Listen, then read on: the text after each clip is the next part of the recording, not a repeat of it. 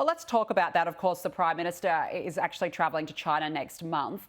What do you hope comes out of it, particularly by way of business and industry? His trip to China? Yes. Oh, look, I think that's also going to be important. And look, we've seen step by step through the course of this year a stabilisation in terms of the relationship. I think the Australian government has stood its ground. They've been very responsible, working behind the scenes to try and have a number of trade restrictions progressively removed. And most recently, the signal is that the Chinese will step away from, or at least pause, the measures that they have in place on Australian wine exports to China. So look, what we want to see is that obviously, China remains a very important market. It is still our number one trading partner. I think there is a need to diversify, but I do think ensuring that those markets that have been penalised in recent years, that we can restore the trade opportunities in those areas, then I think that will be a very constructive outcome from the Prime Minister's visit. The Prime Minister this morning in the US announced that Microsoft will invest $5 billion into Australian cyber security over the next 2 years.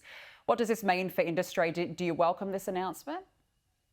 Oh, absolutely. I mean, I think it's a great development, and I think it points the way as to what some of those future opportunities will be. If we can get in place the sorts of arrangements that are envisaged under AUKUS, if we can get that legislation through the US Congress, then we can see more things like this happening in the future. But it's a significant step, in terms of areas like AI and cloud computing.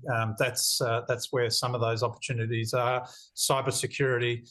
These are big issues for Australian business, and to have Microsoft boosting its investment in Australia in the manner that it's suggested it will, that will have very real and tangible results.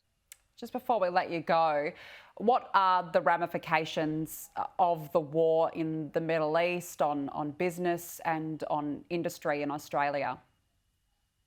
Well, again, one of the things we see in the survey that we've just conducted, there were, a couple of issues that were highlighted as the main risks, and diversification was one of those. But the other one, highlighted by 60% of trading businesses, was geopolitical risk. So when we see things like the war in Ukraine, like the instability that's now arising in the Middle East, obviously those are issues that lead to greater uncertainty in the global economic and trading environment. So that is a concern to business, and that will have some real impacts in the period ahead.